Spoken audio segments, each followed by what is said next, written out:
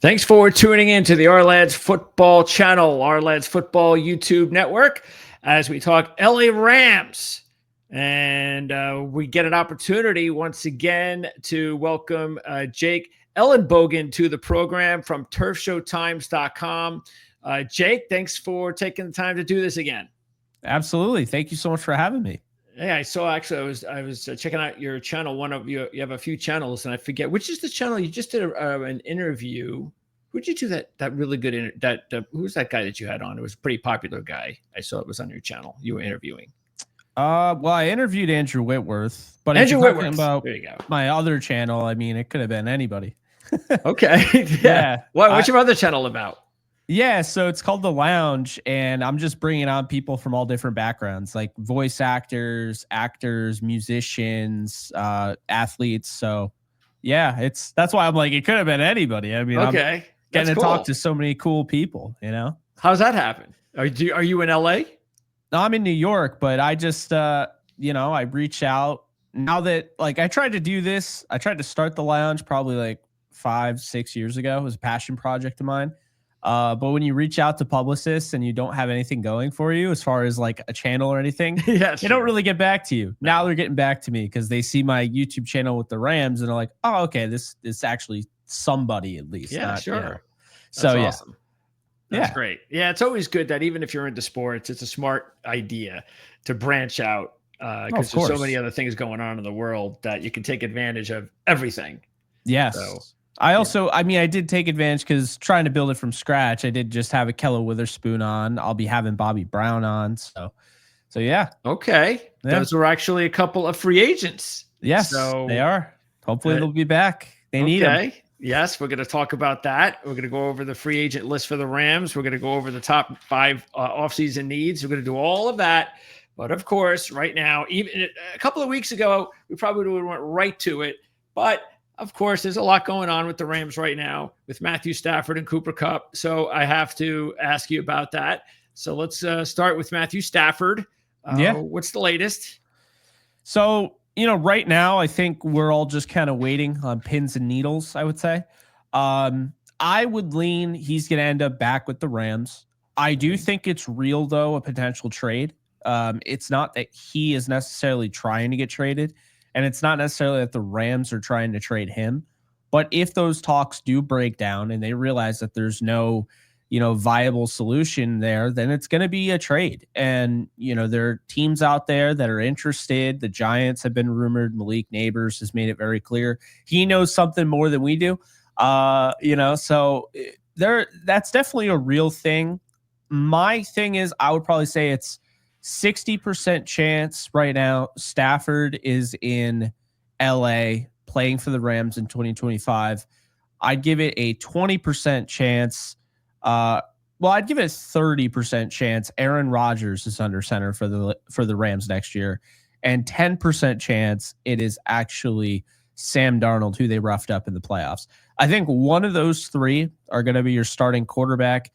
But I tend to I don't really buy that the Rams and the recent stuff that came out about Aaron Rodgers, that has nothing to do with my take because I heard about Aaron Rodgers before Colin Cowherd started with that. Okay. But I can tell you the Rams aren't trying to just get Aaron Rodgers and move on from Stafford.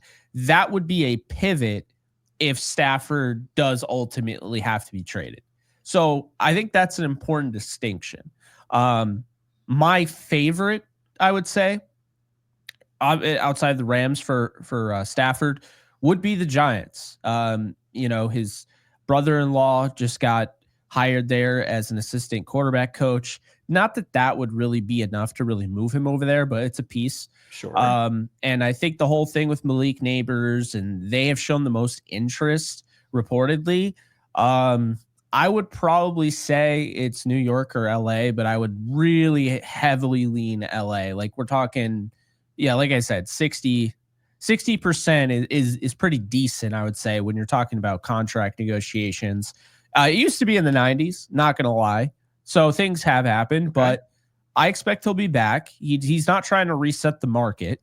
So that's a good thing. Okay. But the Rams, it's going to be a matter of if they're going to pay him, enough. And I don't know if they are, but I lean towards they probably will.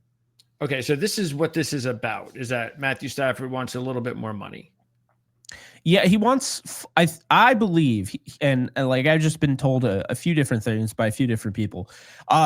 He wants guaranteed money. Okay. Because and I think we didn't really understand, I didn't understand just the level of how intense that negotiation was last offseason. We blew it off because he didn't sit out. And if you don't sit out, you don't hold out of training camp. It doesn't really generate headlines, right? People True. just kind of brush it under the rug. It's okay. Everything went well. Yeah, he was just trying to be a team player. It was not going well. It was actually, there was a lot to it. And so, now that's, of course, been reported multiple times, but there was a lot to it. And so they ended up giving him a $5 million raise. But they basically came to terms. Both sides said, look, we're going to scrap all of the guarantees in 2025 and 2026. So you're not a free agent. You're under contract with us, but you're only technically 1 year guaranteed. And he finished that year. That was guaranteed in 2024. Okay. And now 2025 and 2026 have zero guarantees. So they have to figure out something because that's not a viable way to play, especially at that position. You can't play 2 years at age 37 and 38 with no guaranteed money. Yeah. And so what about the cap? Is there any cap issues or constraints if they want to go ahead and move on? So it would be a little interesting. It's hard to say for sure just because his contract details aren't exactly represented well by Over the Cap or Spotrac. Okay. So it's hard for me to say. I mean, there would definitely be some cap ramifications, I believe. He was supposed to have like a $53 million cap hit this year. So there would be some ramifications, but you would probably trade him. And I don't know if it would be designated as a June 1st trade, post June 1st trade or not. But there would definitely, that's not a thing that you do where it's easy. Like that would be a very complicated process. And that is why they're the professionals and I'm not. I hear you. I don't like getting into the whole cap contracts. I can, but it gets wild, it's something like we'd probably have to have just a video on that, and that's not what we're here for. I hear you. But anyway, if you want to find out a lot more in depth on what's going on with the contract, that's why you can check out the links in our description so they can follow you and your videos. Okay, so is there any way at all that either this year or in the immediate future that the Rams are going to try to bring in a quarterback of the future? Or do they feel that Stetson Bennett might be that guy? I don't know. They definitely don't think Stetson Bennett's going to be that guy. I know there's been rumors that Jimmy Garoppolo is that guy. I think people forget he's getting up there in age. And yes, quite frankly, like he looked good against the Seahawks, like really good, but they lost, and they lost because he made a couple really bad throws. And I just think when you balloon that over a season, you get what the 49ers had. You get to the playoffs, you have a good team, but are you going to get over the hump? I mean, it's possible. And is he going to stay healthy? Well, that too. He's had issues with injuries, and it hurt the 49ers, So I tend to believe that they go in the direction, if they bring back Stafford, which I think is the most likely, I think they could go after Zach Wilson, who they had interest in last year. That would be interesting. I know, right? They had interest in last year. But that was via trade, and the Rams didn't want to trade for him. Okay. But Albert Breer actually had a really interesting report that got kind of covered up in March, April, when he came out and said former offensive coordinator with the Jets, Mike LaFleur, would have signed off on it. Wow. So they're open to that, or at least they were last year. And to me, how do you not look at Geno Smith and Sam Darnold and, these disgruntled quarterbacks that just get drafted by bad teams because that's what ultimately happens when you're a top pick? How do you not look at that and say, we can do better than that? They have tools. Let's go. And to me, I think you can get that with Zach Wilson. I think you can get that with Trey Lance. I think even Mac Jones, to a degree, would be a good backup in this offense. But if I were to put money on the table and I had to pick two quarterbacks, by two quarterbacks I feel good about, Stafford and Zach Wilson will be Rams. I don't know if you know this or not, but I am a Jets fan. And I did not. I covered them for 1 year. Oh, did you? What year was that? The year I told Jets fans that Zach Wilson shouldn't play any preseason games, and of course, he played and he got hurt. Okay, so it's been in the last several years. Okay, yeah. Well, I was really one of their. I did shows every week with the Jets, and I was one of Zach's very few. I don't know. I guess you could say I was on his side more than most. I was too. Most reporters and fans weren't. Fans more than reporters were. Media just hated him.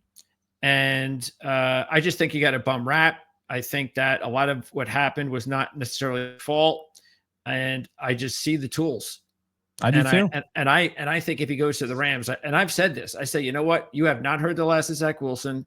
At some point, if he lands with the right coach and the right system, he's going to be a really good player in this league. And I would like nothing better to see him land with the Rams. And It'd Sean be such McVay. a good fit. I mean, just think about this. You get Stafford. We'll give him a year. I think he signs a 2-year deal, but we'll give him a year. Stafford plays 1 more year. Say they win the Super Bowl, right? Which I think they would if they brought back Stafford.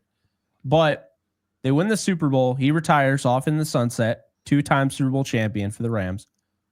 And Zach Wilson signs a 2-year deal, right? And he starts in 2026. And people are like, but you could get this guy or this guy, or you could draft this guy.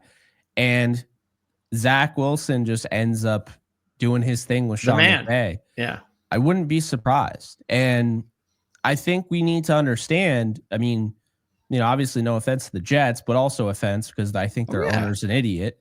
Sam Darnold and Geno Smith came from the Jets. Yep. And that media, see, like LA is big, but people just associate big media with how big your state is.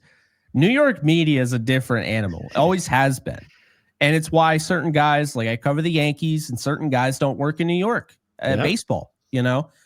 So that's the thing. So I think it's already incredibly difficult to play the rookie quarterback position because being a rookie is hard, like just difficult as it is. But now you have to be a quarterback, and then you have to quarterback a bad team because you're picking high. And now you got the media breathing down your neck and basically trying to push you out from the get-go. Yep. Like they smile and, oh, hey, welcome to New York. And then the next thing you know, oh, Zach Wilson smiled incorrectly. And then it's like hit piece after hit piece. It's a tough business already as it is. And then you have the New York media that makes it even tougher. So, yeah, I think if there was anybody, and I'm a huge Trey Lance fan, and I do believe as great as Kyle Shanahan is, Trey Lance has never had the guidance in the NFL that he should have. That also wasn't Kyle Shanahan's pick. That was John Lynch's. So part of me thinks he begrudgingly was coaching him, you know? But I feel like those two guys, I mean, when you look at it, they make the most sense for the Rams. Now, will they go via the draft? I know that thing came out that they want the 3rd overall pick. I mean, yeah, I mean, I want the 3rd overall pick too. If Stafford was traded, it doesn't mean they're going to get it, right? So I think really if they do trade Stafford, then the conversation becomes probably Aaron Rodgers or, you know, even Kirk Cousins maybe for a year. And then you go out and you draft your guy, you get picks, and then you trade up and get your guy in 2026. I don't see them getting their guy in 2025 in the draft. I could see them drafting like a Jackson Dart. I could see them drafting Shuck. I don't see them going crazy, though, in this draft at quarterback. They still have needs. They don't have a ton of needs like everybody else says, but they still do have needs that they need to address. And the thing that you know, and the thing that some people know, but not everybody knows, is just because you don't have a need in 2025 doesn't mean you won't have one in 2026. When you're drafting, you're getting most of the guys, except for the 1st-round pick, you're getting on 4-year deals. You're getting cost effective. So when you have like a safety like Quentin Lake that's going into a contract year, and you know Kobe Durant that's going into a contract year, it might be best to also target some defensive backs in the draft, even if you don't necessarily need them right now. Yes, that is. I think that's one of the things that is cool about having like an over the cap available now, because that is what helps you to realize, okay, what's the deal with these contracts, and when are they running out, and how are you going to be able to figure out what the GM is thinking about the future? Yeah. Because like you said, that's exactly. I never in the beginning state, like when I was younger, I never thought about that. It took time. It took, you had to realize what running a football team was all about. And then you start thinking a little bit more about the way a GM does things, because he doesn't think about now all the time. He has to think about 2026 and further. Yeah, that would be really interesting. And all I know is, though, and you mentioned some of these other guys, is that as long as they go there, like to Sean McVay, and he could teach these kids, it's like gold. It's like I could see a Jackson Dart or even a Cam Ward go to, I don't know, Cleveland or something, and end up just like any other quarterback that ends up in Cleveland, nothing, bust, goodbye. But if he goes to the Rams and Sean McVay, he'll be one of the top quarterbacks in the league in the next 2 or 3 years. And that's just, that's the luck of the draft sometimes too. So yeah. Well, with NIL, I really do wonder if and I'm not saying this is good for the league, but I really do wonder if we'll start to see more like preferential treatment, where the Eli Mannings who force themselves to certain teams, that's going to be more commonplace. I know Caleb Williams didn't do that, which I was stunned. I thought for sure he would do that, but I don't know. I'm looking at like Shedeur Sanders. Shedeur Sanders, I think there'll be other guys in the future. They might be like, well, why is it fair that I play hard and I'm rewarded by going to a crap team that's not going to surround me, that's going to have a revolving door at coach? I think we might see it. And I mean, it'd be bad for the league in a sense, but I guess also you get the best players on the best teams as well. Whereas you don't have a situation like you just said, if Cam Ward goes to the Browns, that's going to be such a bummer, something like that. So yeah, I mean, I don't love it, but I'm just saying with NIL, like these guys are way more open to being aggressive. You had the kid from UNLV who had his team undefeated that like quit in the middle of the year. So I think we're going to see more of that, whether it's for better or for worse. I think that's why Nick Saban got the hell out of the sport. He knew what he was doing. He's a smart man. And he did. I agree with you, but that's why they at some point have to make changes. I know they're working on it, but it's not going to happen overnight. And this is going to go on for a few years. Okay, so a lot to digest there at quarterback. What about Kupp? So Kupp's like definitely a goner. 2% chance he's back. Sometimes stranger things have happened. If they can't find a trade that makes sense and they have to cut him, maybe he comes back on a cheaper deal, but they are going to eat money. So, I mean, it's kind of like, you see it a lot in like baseball, right? Like the Yankees got rid of Anthony Rizzo. They're not going to sign Anthony Rizzo. They're paying him $11 million. You know what I mean? Yep. So even though you could bring him back on a $1 million deal, you're probably not going to bring him back because they're already paying him $11 million on the books just for getting rid of him. I think it's kind of like that, where it comes like you're already going to be paying a lot to Cooper Kupp. I don't think he wants to be anywhere other than LA. My guess is he ends up in Kansas City. They were they were the most interested party around the trade deadline. Obviously, it was reported as such as well, but I think he ends up in Kansas City. I think he replaces and I think he's better than him right now, but I think he replaces the DeAndre Hopkins role in Kansas City. Thing that people don't understand about Cooper Kupp, and you could see it the way people are talking about him, he has lost his step, but he is still he's fast. Like he's not like the fastest guy, but he still has his speed. It's his quickness. It's his ability to stop on a dime and create that separation, those horizontally breaking routes that are really like it's hurting him. So he was the Rams' deep threat last year, and his ability to go up and get the football and box out defenders and make midair adjustments and have the wherewithal to keep his feet in bounds. That right there is a trait that I think Patrick Mahomes is going to like. Yeah, because there was a lot of talk, and is the reason why that they want to move on from Cooper more of they just need like Nakua and Kupp are just too similar, and they need a different type of player, or what's the reason? The reason, well, it's a $29.7 million cap hit, so that is a lot. He hasn't really been able to stay healthy. Yeah. And it became a little bit of a burden because obviously what he can do downfield, I mean, you saw it in the Eagles game. He's physical, but at the same time, while he's such a huge locker room presence and everything, and he's great for Nakua's development, he still blocks. You can only use him really one way effectively now. Whereas before, you could use him all over the field. He could run the entire route tree. Okay. He could still run the routes, but he's not creating the separation he did. Now, there is a real shot. He got hurt in that Cardinals game week 2. There's a real shot with a full off season. He'll be back, but I don't really think that's going to be the case. I think you just have to understand what you're getting, and you're getting a guy that's physical. You're getting a guy that will block. He can change, make those midair adjustments to the football, be that 50-50 ball guy, work the deep post, things like that.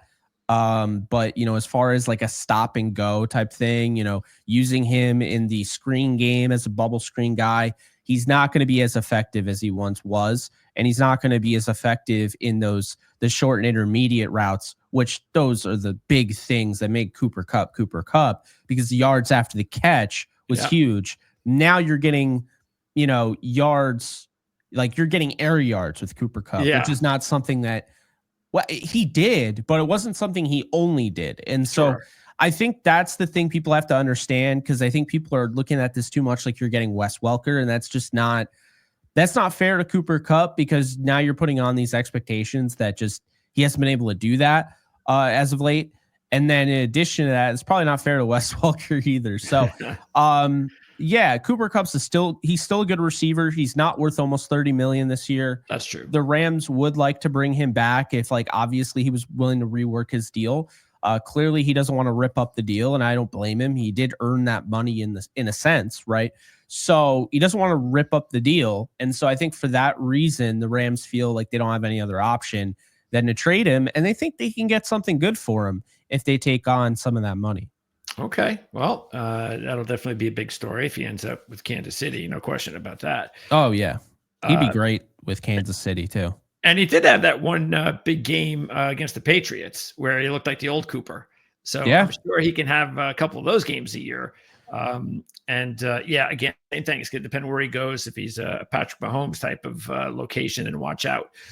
Coaching staff. We talked about a couple of the coaches already. So have there been any changes? I know, of course, one of their guys is now a new offensive coordinator somewhere. They're always picking at Sean McVay's coaching tree. So how's the coaching staff look? It's last year.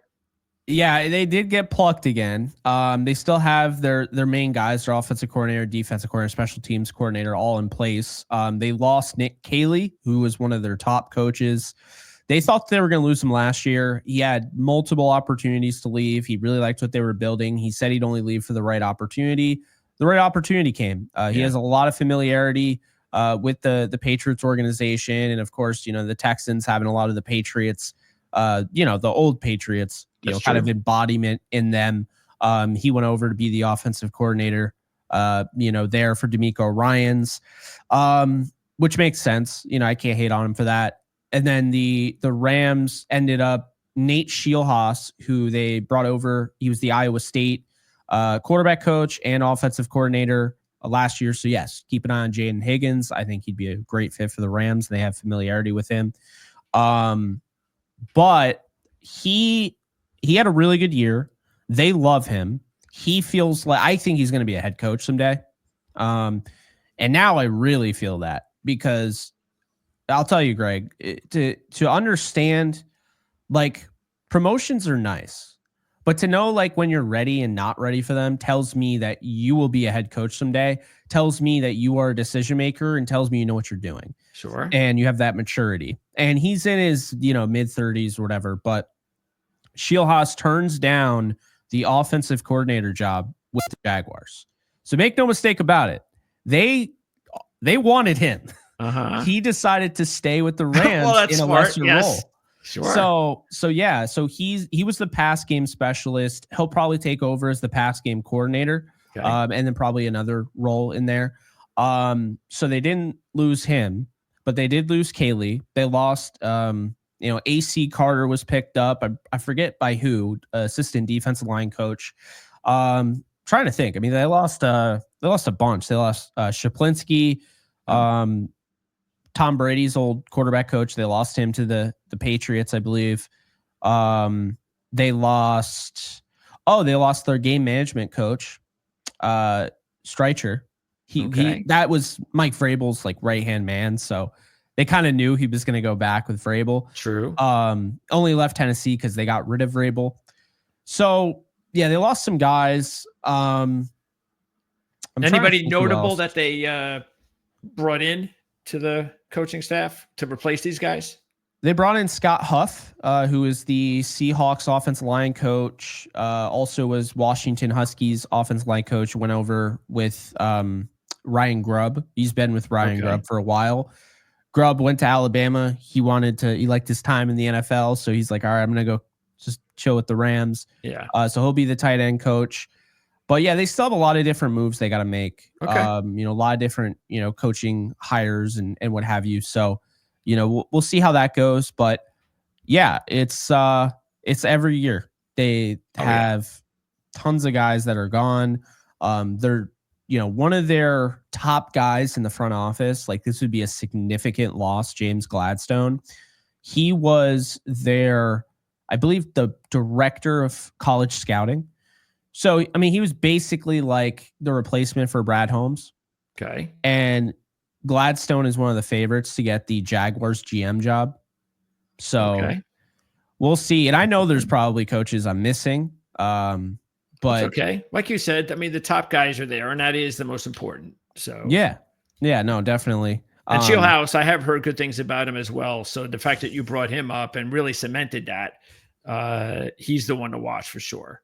Oh, yeah. It's like, I think Aubrey Pleasant at one point, I don't know if he still will, but I think at one point, I was told he was the defensive Sean McVay. I don't know if he's still that. It's been a while since then. He was fired by the Lions, kind of moved all over the place, came back to the Rams. Still high on him. But Shieldhouse is giving me that kind of, if you're looking for the next McVay, you're never going to find McVay. Yeah. You're just never going to. Yeah. But he's close to a next Sean McVay. I think I would definitely keep an eye on him. I wouldn't be surprised if he's a Zach Taylor, where he doesn't even have to be an offensive coordinator and gets hired after this season. And what about Kevin O'Connell? Kevin O'Connell, he did have to be the offensive coordinator. He came over. I think he was only there for 1 year. Okay. Yeah. All right. Now, you mentioned scouting. So one more thing before we move on to the players.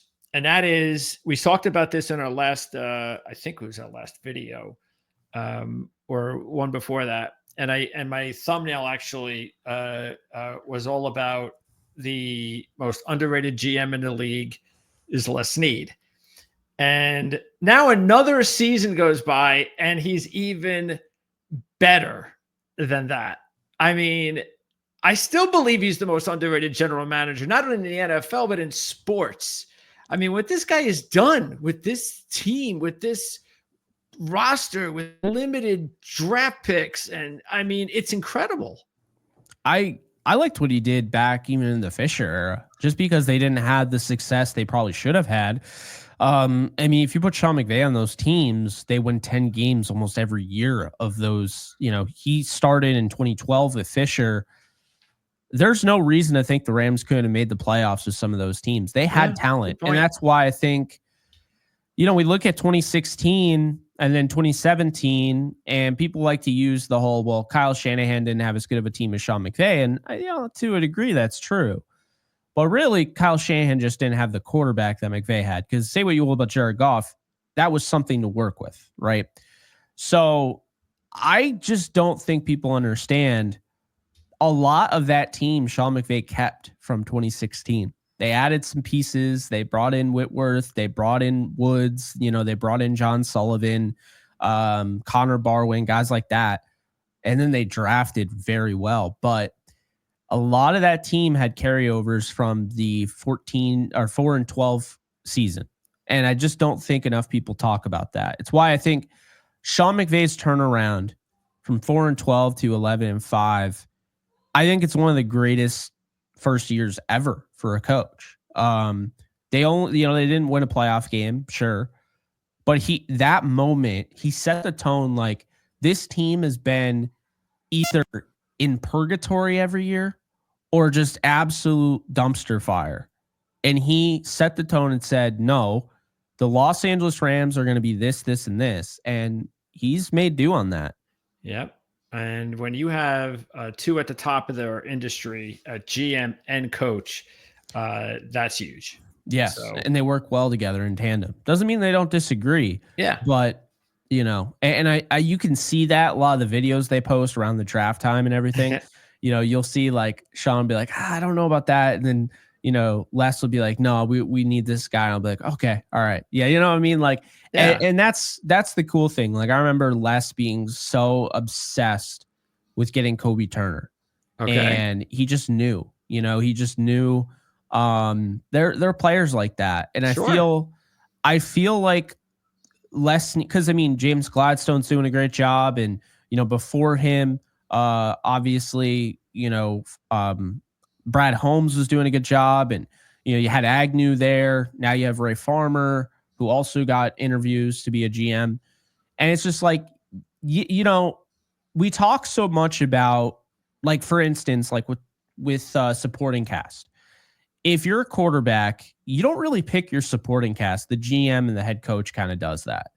But when you're a general manager or you're a head coach, you do pick your supporting cast. That is on you. So sure. In my opinion, like as important as James is to this organization, and they might lose him, but as important as he is, as important as Brad Holmes is, all that, like Les Snead is picking these guys. Oh, Brad Holmes was there since 2003, to be fair. But for the most part, Les Snead is picking these guys to be his right-hand man, his second guy, his third guy in command.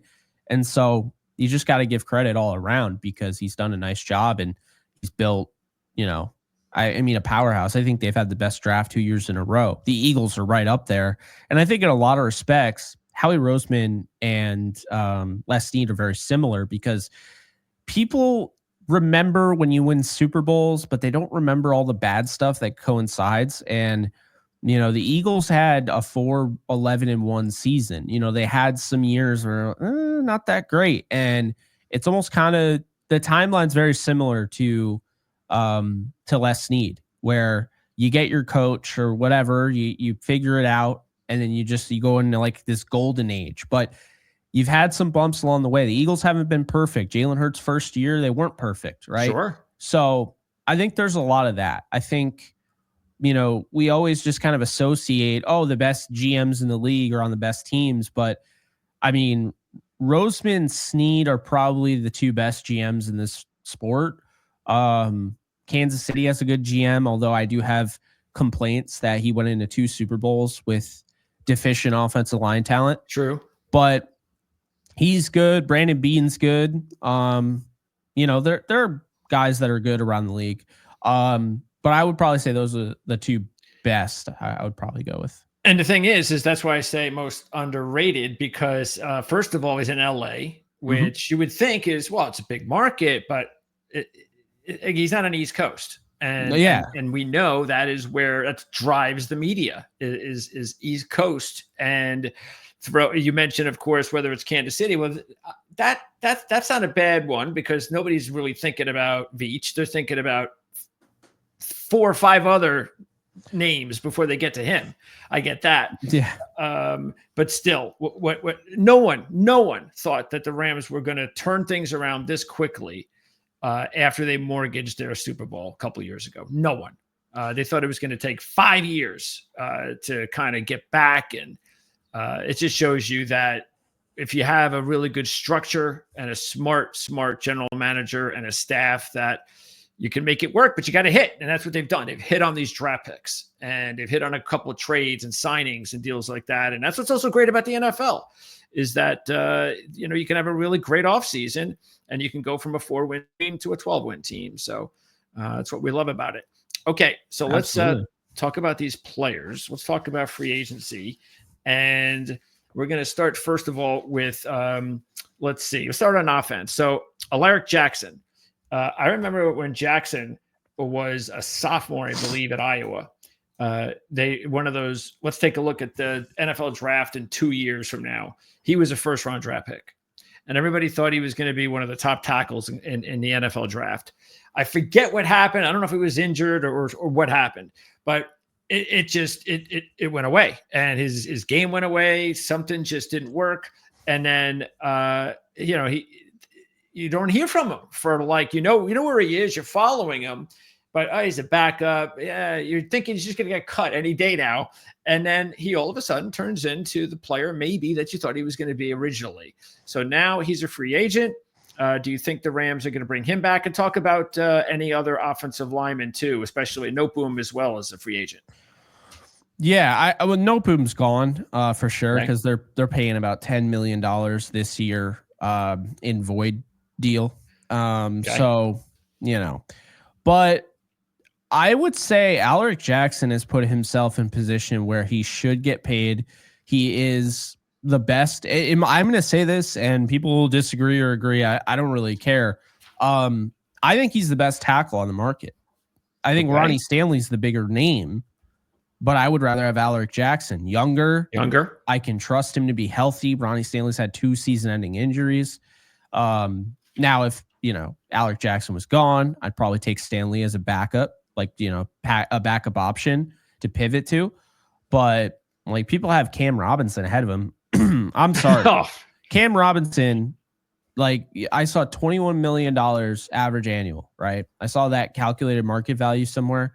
I was like, oh, that's the same number of pressures he gave up in the last 2 games of the year. Yeah. There's no way that he should make more than Alaric. So I think they want to bring Alaric Jackson back. They loved him.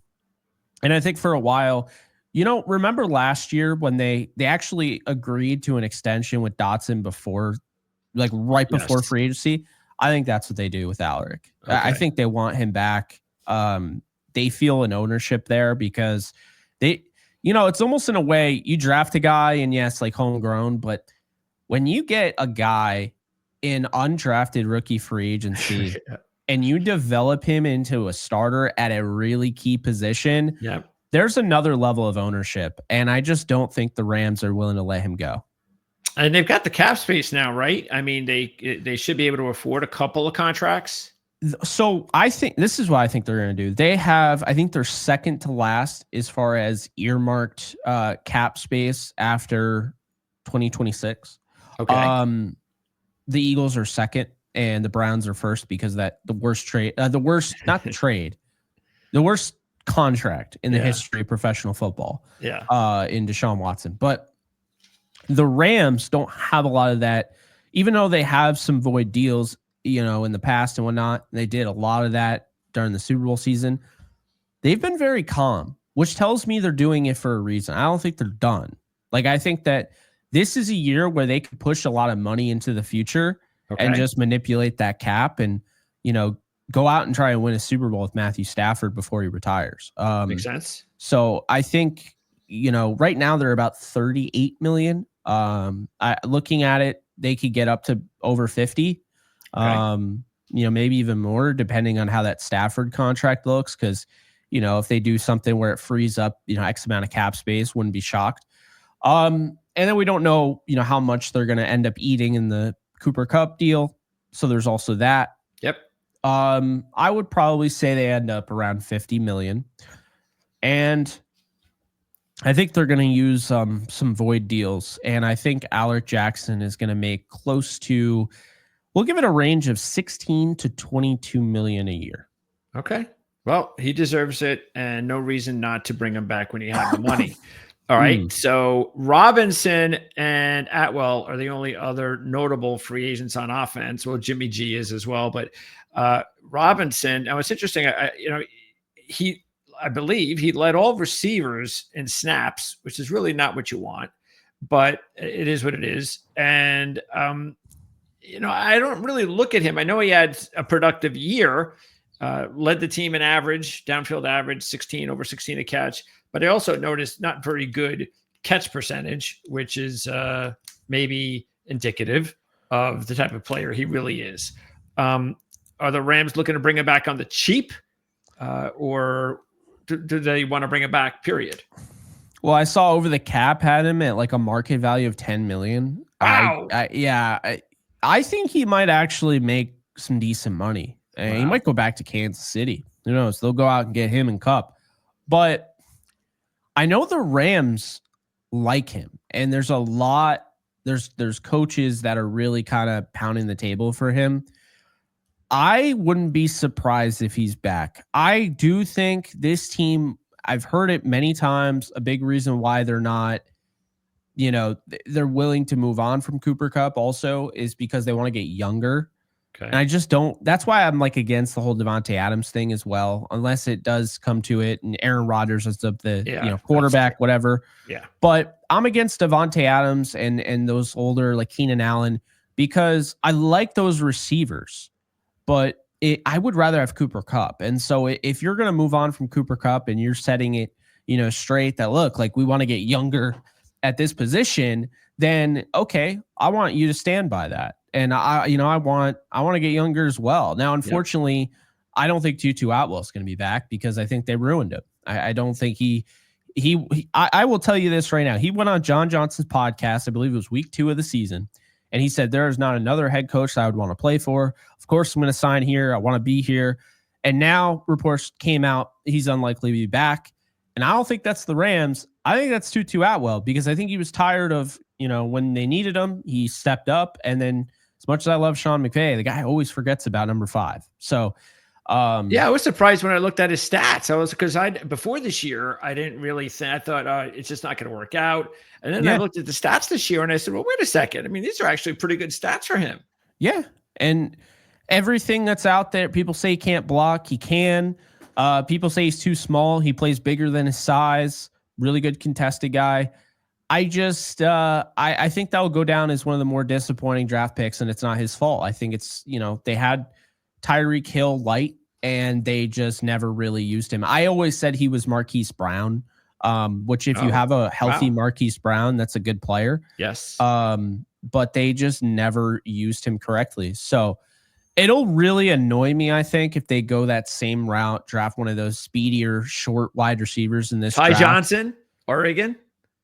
That's I kind of see them doing that, and it would irk me because it's like you have that, but it's not the meme where it's like we have Tutu Atwell at home, like, or whatever. It's like no, like Tutu Atwell is a good football player, and I just think they totally neglected him. The game against the 49ers, they don't win without him. He had some big moments when Kupp and Nakua were out, and I look at this receiver room. You can bump Whittington all the way up to the starting spot because I think it's going to be Whittington and Puka. And then after that, we'll see. I mean, I think it's up in the air. I think, you look at the wide receivers in free agency and, one name that really comes to mind here is is Joshua Palmer. I think he's a perfect fit, good blocker, but also a deep threat, can play that X. And, I think that's what they need right now. Puka Nakua can be your X receiver, no doubt about it. Has all the tools, but he makes more sense to be maximized as a Z receiver because of everything he can do. Yep. And so I think that's what the Rams are going to ultimately go after. I think they're going to go after an X, and I can tell you right now, they wanted Mike Evans. They wanted him badly. He decided to go back to Tampa. That's why my eye is on Jordan. I keep saying Jordan. No one's Jordan.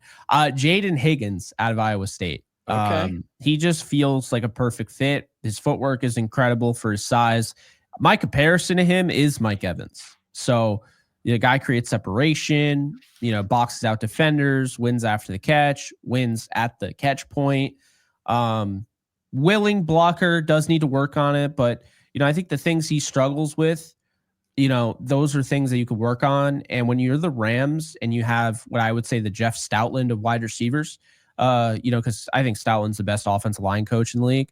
And I think Eric Yarber's the best wide receiver coach in the league. When you have a guy like that, you could feel good about just getting a guy with traits and tools and coachability and work ethic, and just kind of throw him in there and let Yarbs do his thing, because he always does. Yeah, it's coaching is so underrated. Not just the head coach, but the staff that you put around you is just so underrated. Fans just don't really understand, most of them, or a lot of them, how important it is to have a good offensive line coach as opposed to a below average offensive line coach. Major difference all the way down the line. Okay. By the way, Whittington, do they have a hope for Whittington as a 6th round pick, or is he just going to be a depth receiver for them in the future? Oh, they like Whittington. They do. There were people in the clubhouse trying to get him reps over Cooper Kupp at the end of the year. Oh, okay. Yeah, they really like him, and I think it was more so just respect to Cooper Kupp that they didn't do that. But yeah, I mean, you saw it at the end of the Cardinals game. They need to win that game to essentially make sure they don't have to play their starters. Stafford wouldn't have been able to play. He was banged up, and it wouldn't have gone well in week 18. So they win that game against Arizona, obviously a Kelly Witherspoon's interception. But yeah, at the end of the game, on that last drive, who do they turn to? Cooper Kupp's not on the field. It's Jordan Whittington, who they throw to. He gets the first down, moves the chains. It kind of shows you like where they were. Whittington is a real good wide receiver. I had him going to the Rams. He felt like he fit the mold. Blocker, probably, I don't want to say the best blocker on the team because Nakua is really good, but he's an outstanding blocking receiver. He is a former top recruit going to Texas, running back, wide receiver ability. His thing is he missed 22 games, clavicle, I believe, shoulder injury. He had a lot of injuries. And so he changed his diet, and he hasn't been injured since. So he's one of those guys where I said it all last year. If there is another Puka Nacua that was drafted in this draft, the Rams got him. It's Jordan Whittington. Okay. I'll keep that in mind for my dynasty and year-to-year leagues. That's for sure. All Absolutely. Right. Let's go on defense then. You mentioned a couple of guys you interviewed recently, Witherspoon and Brown. I know they play completely different positions. So let's start up front, because Brown, Gallimore is also a free agent. Brown, he had just, he's been here, obviously, his whole career. What do you think is him as an impact nose tackle? Oh, he's huge. He's the youngest interior defensive lineman on the market. So, I think you want to be very cautious about losing a guy like that. People forget they got him at age 20. But Bobby Brown, I think he's still got some upside as a rusher. He's still young. They haven't really tried to develop that side. They really kind of, especially when Eric Henderson was there as the defensive line coach. Now it's Giff Smith. I think they really like him as that just run stopper. They don't beat Seattle without him. Don't forget, Seattle went for it on 4th down. Insane. But they went for it on 4th down instead of kicking the field goal in overtime mid-season. That Seattle game was the turning point of the Rams season. But in overtime, they go for it on 4th and inches, and it's like at the 15 or at the 10-yard line. They kick a field goal. They go up by 3. The Rams they get the ball, but they would have had to score either a touchdown to win it or a field goal to tie it. Yeah. They opt not to kick the field goal. They run the ball. I believe it was Kenneth Walker, and Bobby Brown ripped right through that, line of scrimmage like a bat out of hell, and he brings them down way behind. And that was a huge moment that kind of gets covered up because of the Demarcus Robinson catch, but you don't get in that position without that stop by Bobby Brown. And then you look at him, against the Eagles. And I think there were many times in that game, people look at the final stats, Saquon Barkley went off, but did he really go off, or did he have just 3 explosive plays? Because when you looked, actually, I thought did a nice job of bottling him up. And a big reason is because of Bobby Brown, because he makes it so hard. He's a bigger bodied, athlete, but he's also athletic. Like, he's not just, this giant nose tackle or a nose guard or whatever that can't move. Not only is he a gap filler, but also, he can move around and make plays.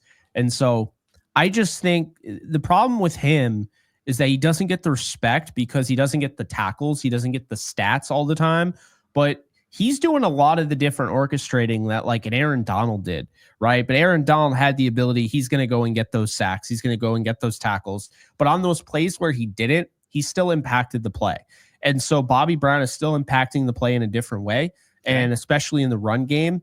And you want to tell me like the biggest thing that people are saying after the season, the biggest weakness of this team on the defensive side is the run defense. Well, why would you let the guy, the man in the middle go? He's just way too vital. Casual fans probably don't even know who he is, but people that watch the Rams week in and week out, they know 95 is somebody that needs to be brought back. Sounds like then Brown and Jackson. Those are the two guys that the Rams need to fork over, whatever they need to fork over to keep them. So, yeah, I don't think it's going to be like, I don't think they'll have to pay a ton just because it's not. Yeah. But you never know because, I mean, a good example of this, Aleem McNeil, right? Kind of in the same boat where maybe he gets a little bit more of the tackles and sacks and all that, but not a ton more. And he got paid a lot. So we'll see. I mean, I'm rooting for my guy to get paid, but I also want him to be a Ram and I want him to be back. And I'll say this, Tyler Davis, Desjuan Johnson, Braden Fisk, and Kobe Turner, none of those guys can replace what Bobby Brown is. See, I think that's the common misconception. They drafted Tyler Davis to eventually replace Bobby Brown. No, unless you want Tyler Davis, that he's going to lose all of his foot speed and, short area quickness and everything, and you're going to give 30, 40 pounds on him. It doesn't make any sense for him to replace Bobby Brown. That's true. All right. Well, knowing who's running the show there, I'm sure they're going to figure it out. Okay. Let's see. Also on defense, you've got Hoyt. He's a free agent. Reeder, Roseboom. Let's go there. Let's go with those linebackers. Who's coming back, you think? Well, they'd love to have Hoyt back. Blocked 3 kicks. They used the cheetah package that was at, Nick Saban's Alabama Crimson Tide when they were using Will Anderson and all those guys. Michael Hoyt being on the field at the same time as Jared Verse and Byron Young creates a lot of mismatches for offenses. And it really makes it tough because how do you block this guy? He could rush off the edge. He's big enough to work in the trenches. Hoyt is a really, really good player. The problem is a lot of fans think he's not because sometimes he drops into coverage. And think about it. It's like a defensive lineman dropping into coverage. He's a big guy, And so I think people forget how crazy athletic he is. Hoyt is not somebody I'm trying to let walk. You can replace him. I understand he's not one of a kind, but in a lot of ways he is. And, I've looked at guys in this free agency class and, they're Dio Odangbo from the Colts, and you have Josh Uche, from the Chiefs now, and there are some guys out there that like you look at and you're like, okay, maybe they could do some of that. They're not going to replace Michael Hoyt because what he does is he has the desire to be that glue guy. He has the desire to play on special teams. And some of these guys don't want to do that, and so I think when you look at what Hoyt brings to the table, he's just kind of the complete and total package of what they want a Ram to look like. I tend to believe he'll be back. I know people are going to look at him like he's Morgan Fox when he left for the Chargers. I don't think he's Morgan Fox. I think he's a lot better than Morgan Fox. I liked Fox, but he's a lot better than Morgan Fox. He's a lot more versatile. And there's a question mark with Nick Hampton. Hampton suffered a season-ending injury. Hasn't really quite got anything going for him as of late. Keir Thomas, guy they called up off the practice squad, played 2 games, the last game of the year. Well, no, he only played 2 games, the 2 postseason games. Was incredible. Looks so good against the run. Was a really good, really good as a rusher. Keir Thomas was brought back on a futures deal. I would look at him for sure. He's a guy that could definitely be on the 53. Played really well when his best was required. But I also wouldn't rule out Brendan Jackson. Love the guy. I also interviewed him. But, just the work ethic, just the motor. You saw in flashes. I would say week 18, you got to see him rush the passer a little bit, against the Seahawks.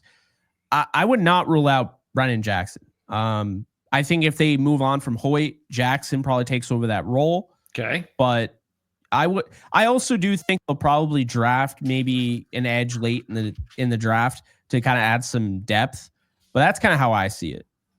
All right. Well, what about those other two guys who also, by the way, were not draft picks? Because Roseboom led the team in tackles, but that doesn't usually tell the whole story. So is he somebody though that is worth bringing back? Is he still going to be a relatively cheap free agent? I think so. I don't know about cheap because again, you said the tackles and NFL teams do seem to care about those numbers. Yeah. I don't know why. There's so many other things out there, but yeah, with him, it's a tale of two halves of the season. Roseboom's first half of the season was dreadful. His second half was great with Omar Speights. Omar Speights, they have a long-term linebacker there. So now what do you do putting next to him? Speights didn't run the fast 40 time. Maybe isn't the best, coverage guy. So try and find a guy to kind of match with that. I look at Roseboom as if they can get him back on the cheap. I'm okay with it. But at the same time, I have to say this. Thing about Roseboom and Reader that's holding them back, their block deconstruction. These guys don't get off blocks well. And when you have, a Saquon Barkley, for instance, in that Eagles game, you can point to multiple plays where the block deconstruction really hurt them because now you have a linebacker that is leaving the second level, coming down like reckless abandon, and then just gets absolutely stifled at the point of attack by an offensive lineman or a tight end. And that running back gets to the second level, and now the linebacker isn't there. Yes. So the whole point is if you're going to come up to make the run, make the play against the run, you deconstruct that block or you disengage from the block, and you're able to hit them right at the line of scrimmage or a little bit after. But if you miss that tackle, now there's nobody there. And so I feel like we saw that a lot with Roseboom, especially in that Eagles game. So I look at guys, I think this is a golden opportunity. The draft has a guy in Jeffrey Bassa that I think would make a lot of sense for them. But then also, Kaiser from Notre Dame. And then in the draft, or not the draft, in the free agency, I love Sherwood. Jamie Sherwood, I think, is going to be a stellar player. And he deconstructs, but he's he's on the lighter side. So they might ask him to add maybe 5-10 pounds. I still think he could do it. But this guy still has the ability to disengage from blocks. Then you have Dre Greenlaw, who a lot of Rams fans seem to want. I don't want him. He's coming off a torn Achilles. I just don't trust it. Cam Akers was coming off a torn Achilles. He ended up tearing it again. I think, I forget the likelihood of tearing your Achilles after you've already torn it once. It goes like really high. So I would avoid that because you'd have to pay him just off name. Yep. I really like the fit. Like I like Nick Bolton. Bolton's played in big games. He stepped up in a big way. I like him. I kind of feel like while people have their kind of idea of who makes sense, I look at Cody Barton as the best fit. Not going to cost nearly as much as some of the other guys. He's 29 years old, playing in kind of that Vic Fangio style, I guess. Not with Vance, but before. I like Barton. I think Barton, really good athlete, good in coverage, good tackler. I would say if you put Cody Barton next to Omar Speights, you got better. Yeah, like you mentioned, a couple of those guys, those inside linebacker draft possibilities, and that's the one thing I was looking at too. Is that there's not a lot of guys maybe that'll get picked really early. Campbell's got a shot, but there are just so. It was amazing. I was going over the linebacker, and there's a lot of really good inside linebacker prospects that will play that type of role you're talking about that will be available. So definitely that because the most depth in this draft are actually going to be at defensive tackle, tight end, and running back. And we'll get into a couple of those when we go into the needs in just a little bit. But wrapping up with the secondary, and you've got Witherspoon. So you got Witherspoon, also Johnson, who didn't play much last year. So what about Witherspoon? Is he someone you think that the team wants back? I do. Last year was more hope because I just don't think people realize he filled these gigantic shoes of Jalen Ramsey and played for essentially $1. He played for $1 million, but that's like $1 in the NFL, right? Yeah. So especially when you're a vet. But, Witherspoon is a guy, you get the length. Obviously, if you had anybody else in the situation against the Cardinals, the Rams might not have even made the playoffs because he needed all of that 6'4" length to get that interception at the end of that game. No one else on the team is making that play. And that's not why, though. When you look at just how smart this guy is, the leadership, big reason why he played and why they went back and got him. Because I was saying all offseason, they made a mistake. They should not have signed Trey White over him. They should have given Trey White's money to Akello. But the thing about Akello is that he can play in any scheme. He can play in any role. You can leave him on an island. He's fine doing that. He can blitz. We saw that against the Vikings, the strip sack, Jared Verse doing that photo finish. But I think when you look at him, this is a guy that is getting better and better. And what a lot of people fail to understand is that with the 49ers, he wasn't given that like nurturing. He wasn't given the opportunity to really be the guy. He had guys in his way. Probably should have played a little bit more. Then he goes to the Seahawks for a cup of coffee before they trade him away to the Steelers. He goes to the Steelers. He's excellent. Then the next year, he's injured. He plays injured. Mike Tomlin says he is not injured. And so he ends up getting pretty much benched the whole year, placed on IR. And then they move on from him the following season. They draft Joey Porter Jr. and the rest is history. Ends up with the Rams. He plays well. He works in camp injured, comes out and he's immediately the number one corner. And everybody, the coaches, everybody that I talked to, they're like, yeah, the guy was clearly in 2023 in camp, by far the best corner on our team, not even close. And the thing about him is that he doesn't get the headlines because he's not a diva.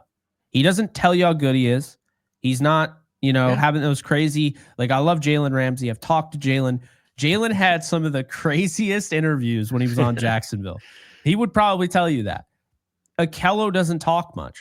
That's why I still can't believe I got him to talk for over an hour on my show. But he doesn't talk much. I tried. He doesn't talk much. He talks on the field, and that's a big reason why Sean McVay loves having him out there. He's a communicator. He's a C without a C on his chest. Okay. He's a captain without a captain on his chest. So I think when you have a guy like that works that well in tandem with guys like Cam Curl and Quentin Lake and Kobe Durant and Darius Williams, you got to keep him. And if it does mean you have to move on from Darius Williams, who doesn't have a lot of, guaranteed money left on his deal, to facilitate bringing back Akello Witherspoon, I think you got to do it. I agree. Because I think the problem is, there are a lot of Rams fans that want DJ Reed. Love DJ Reed, who, by the way, was on the team with Akello, I think both times, Seahawks and the 49ers. But the thing about DJ Reed is that he doesn't make sense for this team. Kobe Durant, short, small corner. Darius Williams is 5'9". These guys, you can't just have a bunch of scrappy small corners. You have to have somebody that matches up with somebody. Akello Witherspoon held Jordan Addison, Justin Jefferson, Devontae Smith, and AJ Brown to, I believe, 2 catches, 1 catch in the postseason. He was unbelievable. But I still don't think he's going to get the money he deserves because he didn't play until the end of the year. And the reason being is because Kobe Durant was playing well, and there were just so many different things that were going on. They beat the Bills 44-42. Still can't even believe they did that. That was wild. Yeah. The next game, Kobe Durant's ruled out for the next however many weeks. He plays on a short week against the 49ers, shuts down Deebo Samuel in the first play of the game. And you're like, oh, okay, that's where he's at right now. Moving well. Huge pass breakup in a game where there were no touchdowns scored. He breaks up a huge pass to Pearsall deep down the field. He had 3 pass breakups in that game. The second time he's done that. To find a Rams corner that's done that twice, I think you'd have to go back to Tremaine Johnson.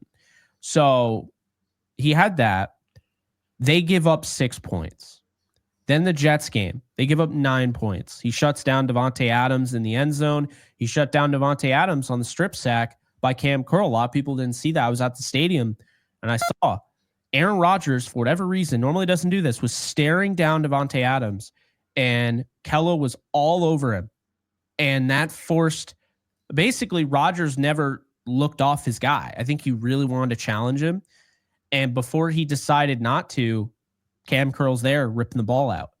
And then the next game against Arizona, huge pass breakup on the quick slant to Trey McBride. And then McBride, nice jam off the line of scrimmage by Cam Curl, kind of throws McBride off.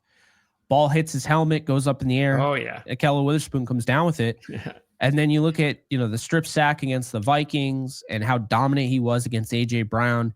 I mean, there is the coldest shot ever of Ahkello Witherspoon going up against A.J. Brown, lined up across from him.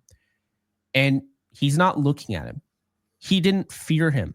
He is actually communicating, telling the linebacker to get in a position because he is not worried about what A.J. Brown is going to do. That's Ahkello Witherspoon. It's like this inner arrogance, this inner confidence. You don't have to hear it like a Trayvon Diggs.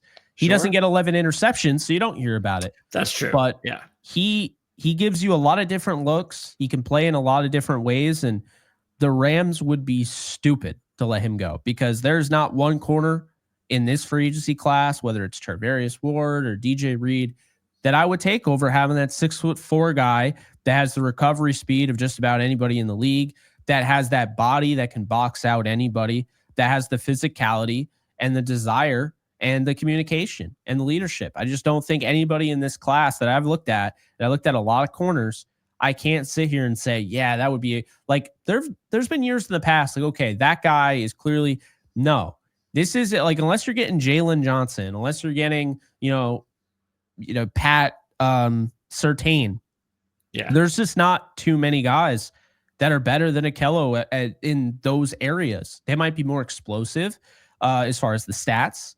They might be more of a ball hawk. They might be louder. But Ahkello does all the quiet things. And for whatever reason, he is incredibly underrated.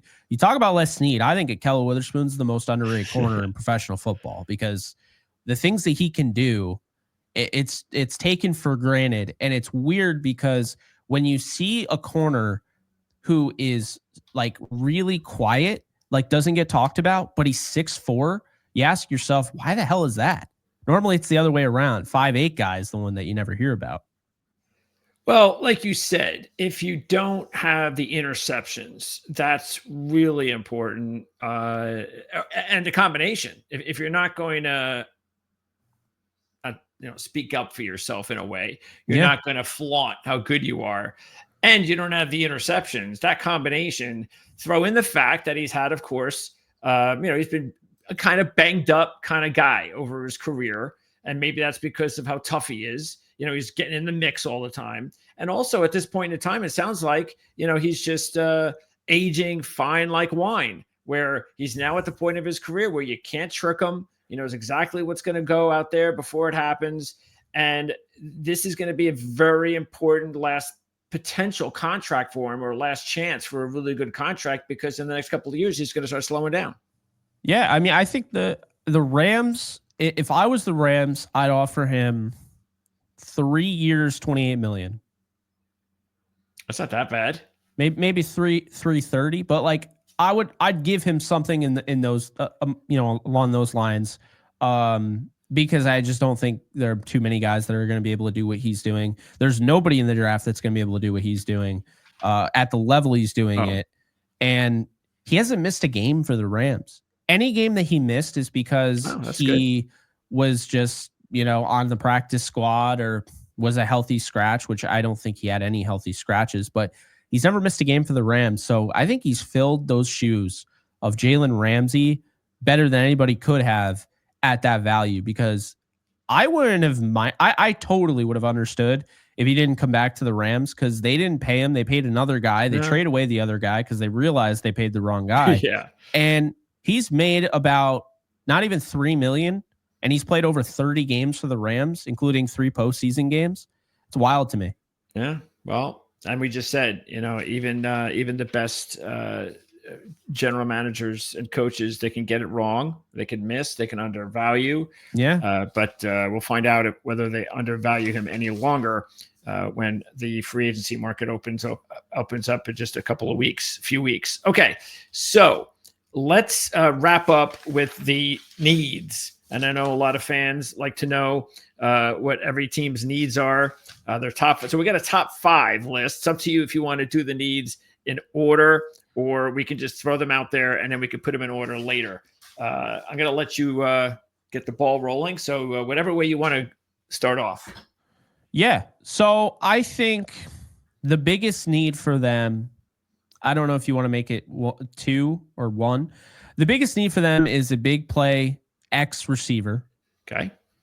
And I think also tight end. Tyler Higbee is the best tight end in Rams history. But at the same time, Higbee, and I mean, you saw it last 3 games of the year, immediately had an impact on the offense.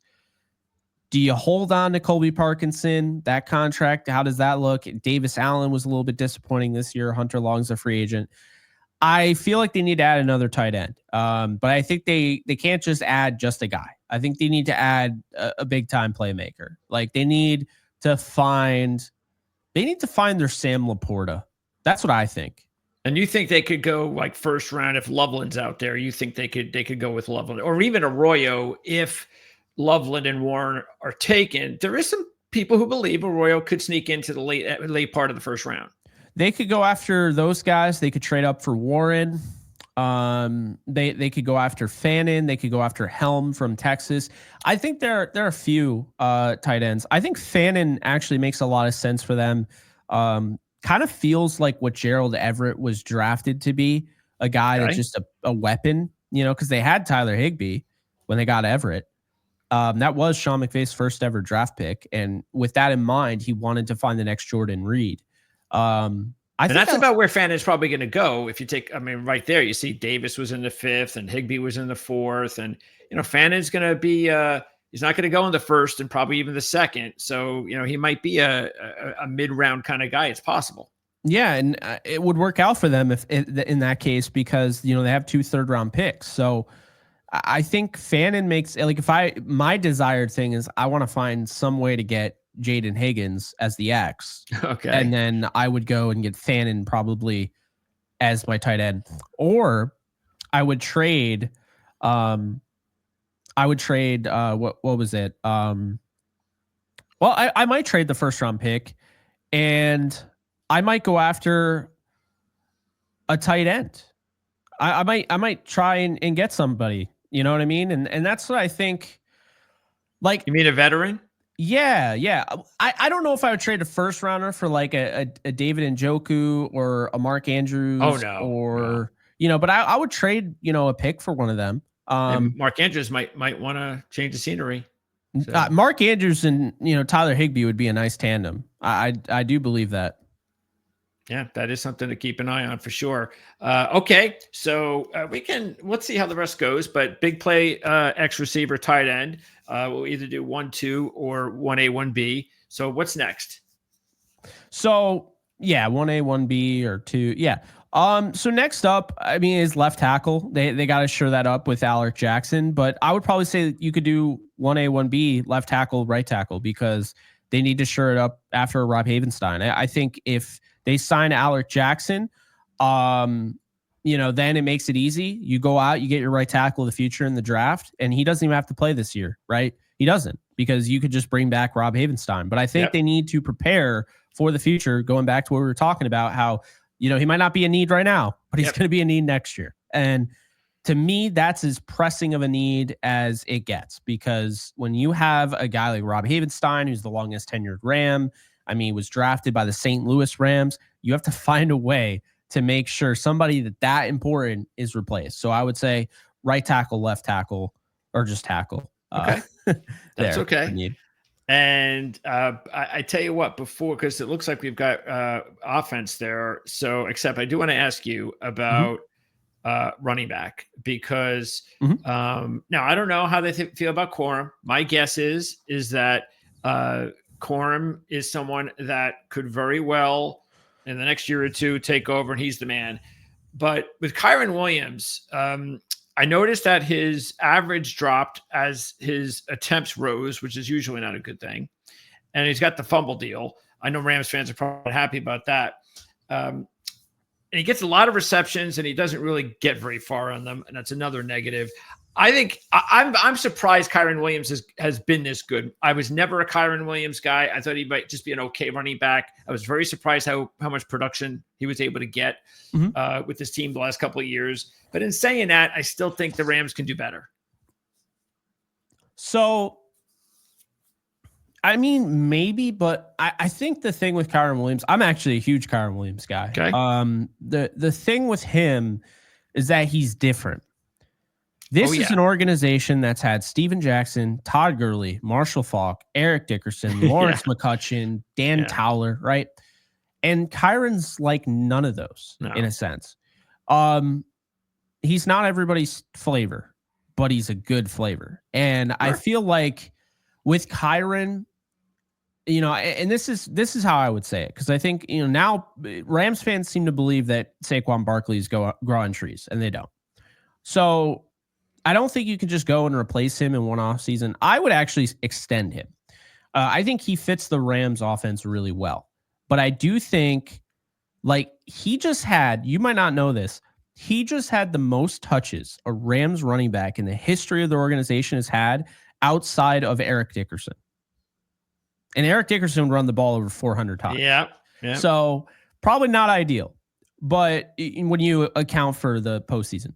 So I think with Kyren, the average goes down because the offensive line was constantly banged up. So there wasn't really a lot of continuity there. He stayed healthy the whole year. So the big question now is the fumbling. The question last year was, can he stay healthy? He took on that many snaps, that many touches, and he played every single game that was asked of him to. Still great pass protector. As far as this is going to be an unpopular opinion. I love Matthew Stafford to death. There's no other quarterback I would want. But Matthew Stafford is not a good screen pass quarterback. He's not good at it. Okay. And so I've noticed this, and I do wonder if Kyren would be better with Jared Goff as far as as a pass catcher, because Goff is good at that. But I don't know. I mean, I wouldn't mind them going out and getting a Ty Johnson in free agency. I mentioned J.K. Dobbins, but he'd probably be expensive. And then in the draft, I mean, I love Devin Neal, being a KU fan, but I don't know if Devin Neal complements Kyren as well. He doesn't really have the long speed that maybe you're looking for. Yeah, I think you're right. That's what I think they need. I think they need a home run hitter type. Yeah. And sort of like a Travion Henderson. A guy that, I mean, if he falls to the second round and they're able to move up there, use one of the third round picks, get a second round pick, and still use their first round pick. I mean, then I think you're in a really good spot where you use Henderson and it's funny, they already had a Henderson. They had Darrell Henderson, but they use Henderson and Kyren. I like Corum. I just don't know if Corum's going to be what people think, because everyone's, he's a third round pick. Yeah, so was Bobby Evans. So was Joseph Nopu. Sure. What's the difference between Kyren Williams and Corum, since they're both smaller running backs? Well, it's fun. Well, Corum's kind of big, actually. He weighs down. Yeah. Yeah, I didn't realize that. I stood next to him. He's big. He's thick, right? Yeah. But I think the thing with Corum is that it's actually very similar to the thing with Jaden Higgins. Is that when I said he was a willing blocker, doesn't mean he's a great blocker. See, Corum had the ability to pass protect in college, but he needs to translate that to an NFL level. Whereas Kyren is one of the best pass protectors I've ever seen at the college level. And when he came to the NFL, it was okay, just right away, he did not miss a beat. That is really what's keeping Corum off the field. Okay. Because they rely so much on that. And especially they had to rely so much on that this past year with, again, all the injuries on the offensive line.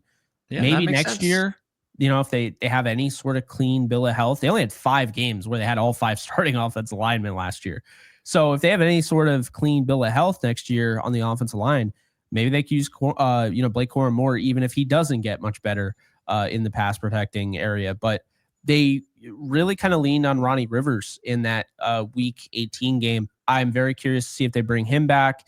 But I think Ty Johnson, the familiarity factor going back with the Jets and Mike LaFleur, they tried to get him twice. The Bills got plucked him up both times. I'd keep an eye on Ty Johnson. That's probably what I would say. I like Giddens from Kansas State because I like his playmaking ability as like a later round draft pick. I mean, as far as the running backs, like there are a lot of guys in this one, like Hampton and all that. I don't know if I'm trying to spend a top pick on a running back. Travion Henderson, you can almost argue maybe you use him as like a slot receiver. So maybe that's like your argument there. Like, okay, we drafted a guy that could be a running back wide receiver. But as far as like drafting a top running back, I feel like that would be a mistake where they are. I agree. And they are trying to extend Kyron. So we'll see what ends up happening. Because they were also trying to extend Ernest Jones, and we know where that led. Okay, so do you think they'll draft? And again, it's a lot has to do with the quarterback situation, but your best guess is whether or not you think that, let's say if it is an Aaron Rodgers or a Stafford, they go that route, the veteran route. Do you think that they add, like you were saying, do they add a dart? Do they add someone in round 4, round 5? Do you think they'll add someone else to compete with Stetson Bennett? They might. I don't think Bennett makes the team at all. Okay. He really didn't look in preseason, and it's just they drafted him to be their franchise backup. But I don't really hearing that now. I don't understand the pick even more because it's like 4th round. At some point you were going to have to replace Stafford, so it is a little weird. I think Jackson Dart's probably going to go higher. Maybe they're looking at the kid from Oregon. Right. Or, Texas. I don't know. I think Shuck is probably, if I were to put any money on anything, I think it's like Shuck in the 5th round or 4th round. Okay. Like, just to get a guy that has some traits and maybe he's the franchise backup. Right. So it makes more sense to draft a franchise backup when, you're getting closer to now needing to have that go-to guy than 2 years ago when you weren't that close to having that go-to guy. So are there any other linemen? Do they need to draft anything on the interior, or they're pretty set there, right? Tackle.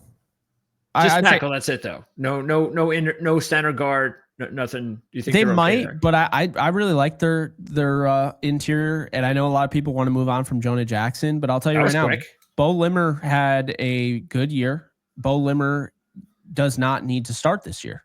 He started because they were winning and they didn't want to, remove the hot hand. But if I had it my way, Steve Avila is back at center. I'm not abandoning that project because that was their initial thing.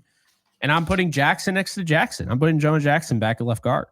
You paid a lot of money to him, and there's a reason. I'm not just playing him because you're paying him. I'm playing him because he's a good player, and you tried to play him out of position at center. He's not a center. That makes a lot of sense. And Jackson, they definitely brought him in for a reason. So he's going to be healthy and might as well use him. All right. Defensively, what would be their top need? I would say linebacker right now. Okay. Inside linebacker? Yeah. Yeah. I think that they could look at this one of two ways. They either go and they get another guy like a Roseboom, but like a little bit more experienced and maybe just more talented, like a Barton, or they draft somebody. I can tell you they're not trading for Jermaine Pratt. That's not even an option, but I could see them drafting somebody like a Jeffrey Bassa, like I mentioned, or Kaiser from Notre Dame, or somebody along those lines. We'll see what they do, but I could see that. I like Smail Mondin from Georgia. From Georgia. So that would probably be my guy personally, but Bassa does a nice job of block deconstruction, and that's something they desperately need.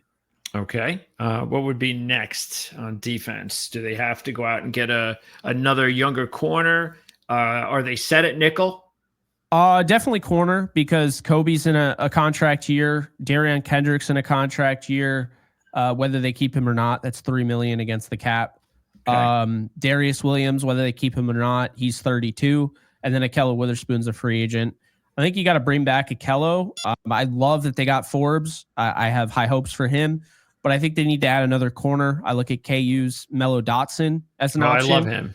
Oh, I really like Kobe Bryant, but I'm telling you, I think Mello Dotson's the better of the two. Yeah. And I'd probably say Jabbar Muhammad, who was getting first round love last year. And, he transfers to Oregon. And I think people are sleeping on him. I think he is a big time sleeper in this draft.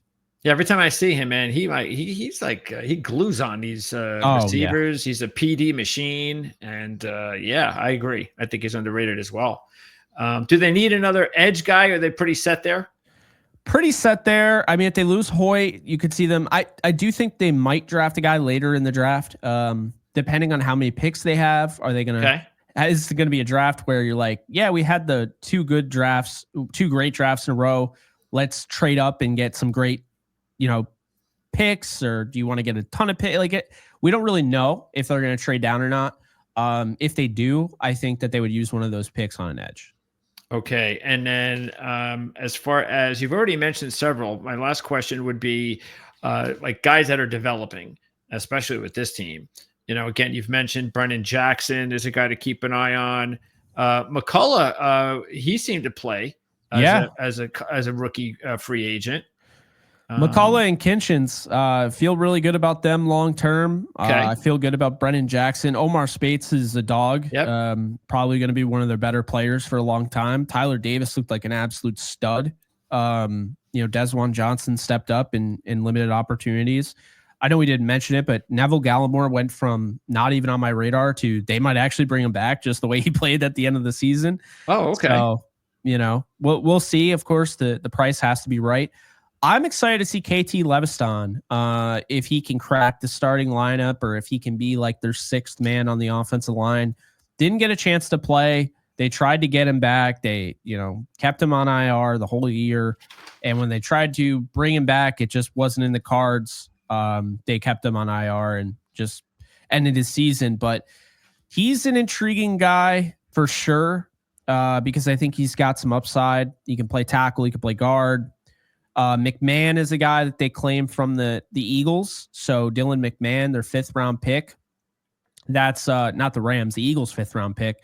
Anytime Howie Roseman drafts a player, you got to at least be somewhat interested, right? Yes. So I think keep an eye on him. Justin Diedick also played this year, UDFA out of USC. So those are some guys. And then, Xavier Smith, the returner, they like him. Maybe he gets more work as a wide receiver. And then on the, the futures, contract list that you're showing there, there are some guys. Tanner Engel, he's had some really good preseasons at safety. Elias Neal started the season on the 53. Cameron Lampkin had some decent tape. Tony Fields, that's a guy that I'm really interested in. And then I heard they like AJ Green and Jack Heflin. Those are guys that they picked up as the season progressed. So, yeah, I mean, we'll see how it goes down, but they got a lot of different guys to be excited about. And, there's always, this is the league where teams are constantly making bad decisions and letting other teams, the good teams get better, right? Yeah, absolutely. We're always talking about that. So I'm sure there'll be more guys. And they're happy with their tandem here, Cardi and Evans? Oh, yeah. Okay. Yeah, no, Cardi made, I think it was 17 straight field goals to end the season. Yeah, that'll do it. Yeah. It's like, just when you're comparing him to Greg Zuerlein thinking, yeah, he's like, no, he didn't have, so he had the slow part of the season like Zuerlein did, and then he just ramped it up. Where Zuerlein's rookie year in St. Louis, he made 13 in a row. He looked like the greatest thing since sliced bread and then really started to struggle. Obviously, it didn't hurt his career. He ended up being great. But I think Cardi can end up being real special. And I knew that at Stanford. That's why I wanted to draft him. I'm glad they did. And shout out to Chase Blackburn for finding Ethan Evans. He's becoming as much of a star punter as a punter can be. Well, you can do that, especially at this stage of their careers. I mean, that's that's a really good thing to not have to worry about. Yeah. It's very hard to get. It's another checkbox, It is. Again, big surprise from our boy Les Need. All right. So boy, that's it. We only had you on for 90 minutes. That's it. Wow. I know, right? Normally guys are trying to get out of here in like 30. I can't get you off the air. I like talking, man. Look, Jake, I appreciate it. I could talk about the Rams with you all day long. I got no problem doing it. You're great. I appreciate it. Appreciate it, Greg. Best of luck with your new channel. How long is that? How long has that channel been around? Started January. So okay. it's been around for a little bit. Then I'll have to check it out for sure. Yeah, definitely. And again, I'll have links in the description for all the links, actually, for where you can check Jake out, including turfshowtimes.com. And we'll look to talk to Jake for sure when the draft is over, unless something really blockbustery happens between now and then. I know you'd be real busy if there's like an Aaron Rodgers or a Matthew Stafford or something really crazy goes on. I'm sure there'd be a ton of people asking you to come on their show and interview you, but we'll get in line. I'm here for it. Yeah, we'd appreciate that. And again, Jake, worst case scenario, hopefully we'll talk to you right after the draft, and best of luck for this offseason. It should be a lot of fun. Absolutely. Thank you for having me, man. Thanks, Jake. Oh, and before we go, I should have said this in the beginning. Don't forget the Arledge draft guide, because this guide is going to be available around April 7th. I think that's when we mail it out. So check out the Arledge draft guide. This is last year's, but our new guide, of course, will be out April 7th. And these types of conversations we have with insiders like Jake are really helpful. We just had a mock draft yesterday. So I know the next time I have a mock draft, and if I have the Rams, I kind of have a good idea of, who I should pick. So Jake, appreciate it. Thanks for tuning in, everybody out there, and we'll see you next time.